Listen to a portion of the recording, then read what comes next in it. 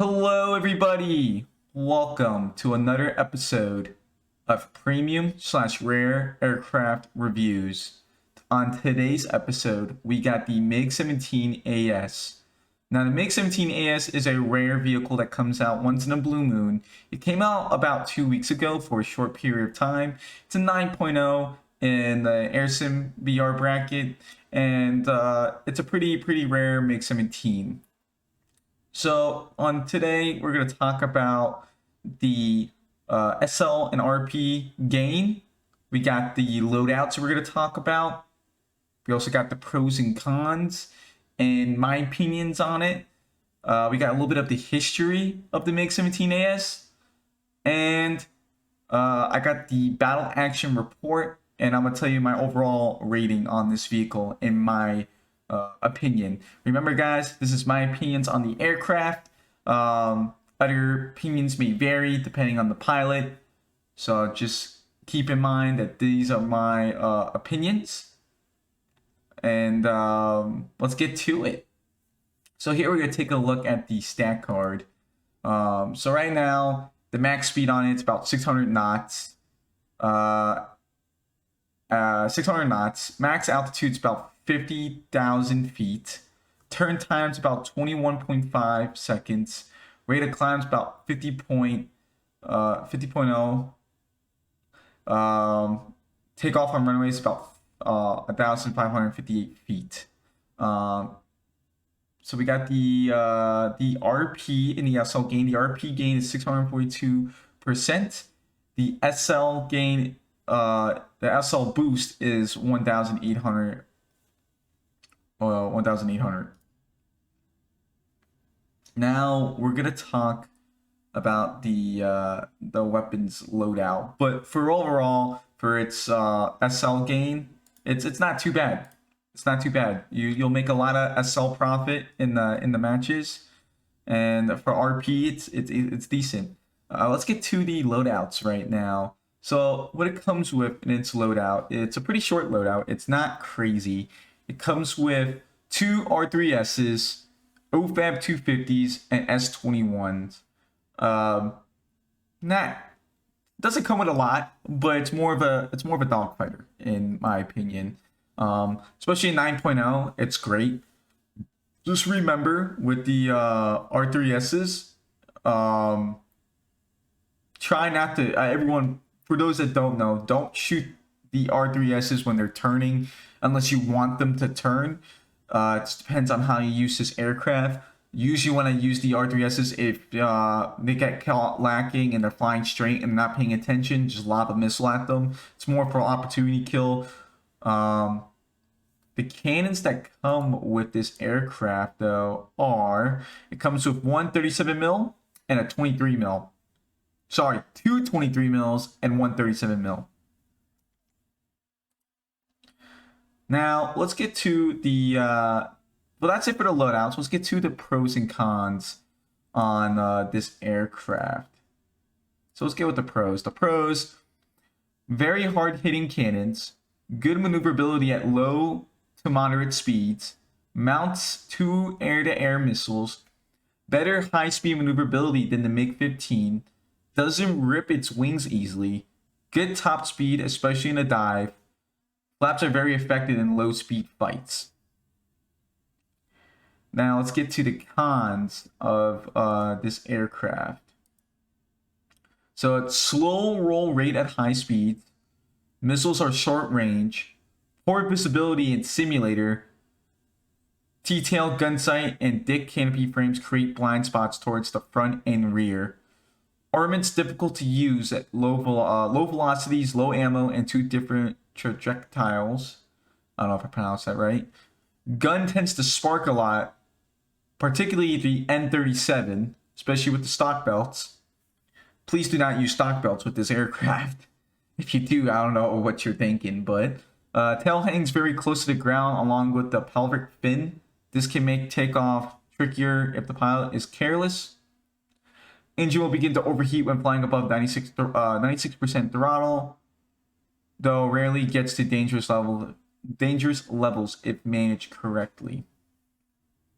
Now, talk about these pros and cons. Try not to turn fight with this. I learned from a lot of pro sim pilots that if you really take it into a vertical fight, you'll maintain a lot better. It fat rolls at high speed. When I was playing this aircraft, it fat rolls at high speed. So you could definitely roll fight with this thing, but you need to be at low speeds. But best bet, speed is the advantage with the MiG-17AS. Speed, speed, speed. Take it to a vertical fight. Now varies for different sim pilots. Some sim pilots might be way more better than I am, and they might be able to really like whip this MiG-17AS like in different ways of dominating the air. So it just varies on how you use this aircraft. It's just kind of my opinion on how I kind of learned how to fly this aircraft. Now let's get to the history about this aircraft. So the Korean War showed that the MiG-15 and the MiG-15 fighters were able to battle any aerial opponent, at least on equal terms. The MiG-17 was a further development of the MiG-15 design that had proven itself so well. It was decided to increase the aircraft's speed by increasing the sweep of the wings and the fuselage being lengthened to maintain the century of gravity. The MiG-15 and the MiG-17 show almost no differences at first glance. The prototype of the MiG-17 was even called the MiG-15 bis 45. However, only the frontal parts of the fuselage are the same, from the air intakes to the wings if you don't count the landing headlights that had been moved to the left wing and some minor details. These aircraft are different in every other way. It's easy to see the main differences when you look from above. By comparing the side profiles, you can see that in addition to the difference in the fuselage length, there are differences in the tail fin and additional ventral fins, which allows you to immediately tell the MiG-17 apart from the MiG-15. The upper part of the fins and the rudders of the aircraft are different. The juncture between the fin and the stabilizer fin also differs, but this can only be seen close up. The wing sweep of the stabilizer fin was also increased, and there was also changes to the elevator. The air brakes also differ in shape and size. The depth of the housing was decreased, so the cigar-shaped cowl was created to hide the cylinder. There were very significant changes to the wing. Apart from the increased wing sweep, a leading edge brake appeared and the tips became rounder, which helps differentiate. I can't even pronounce this. My apologies, guys.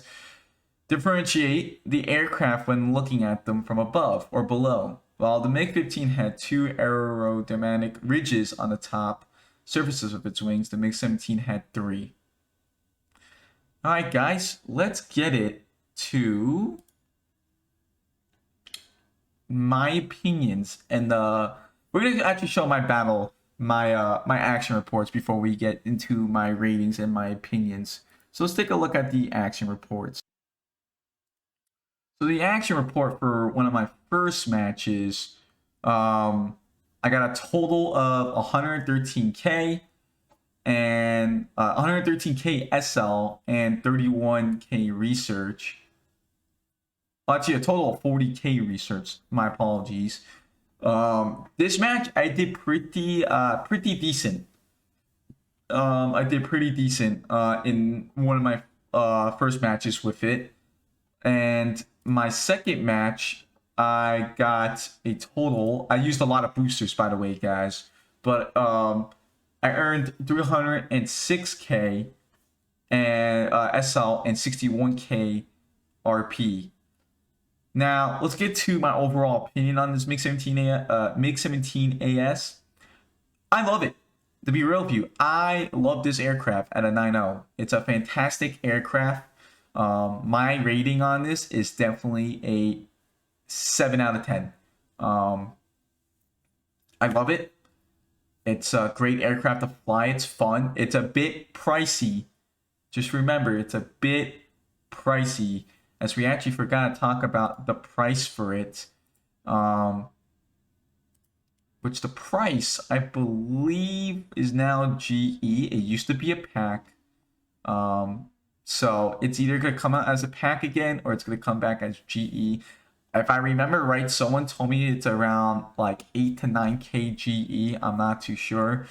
In the bundle, it was like $30, I believe. Um, but overall, like not a bad aircraft to buy. It's great for grinding the Russian air tech tree, and it's great for having a great time in sim at 9.0. So overall, my rating 7 out of 10. Thank you guys for tuning in today's episode of a premium slash rare vehicle review for AirSim. Don't forget to subscribe, like, go check out the Twitch and TikTok, and I'm gonna see you guys on the next episode on premium slash rare aircraft reviews. 07 guys.